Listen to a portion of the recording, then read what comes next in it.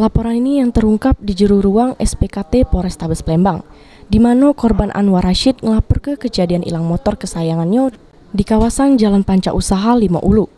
Juru laporannya terungkap awalnya korban nak berjajo udut di kawasan Jalan Panca Usaha 5 Ulu SU1.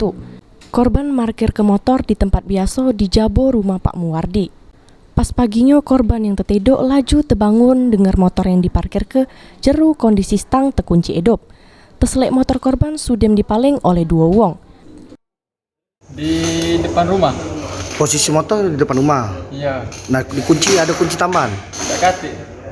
Apa kuncinya dilekat? Apa kunci stang? Cuman di kunci stang weh. Nah, itu pas tahu jam berapa motor hilang? Pas dia maling tuh telah ketahuan, cuman tidak sempet terkejar. Tahu uang berapa pelaku? Uang 2. Sikoknya? Sikoknya nunggu, sikoknya lagi eksekusi. Kita tidak sempat teriak apa?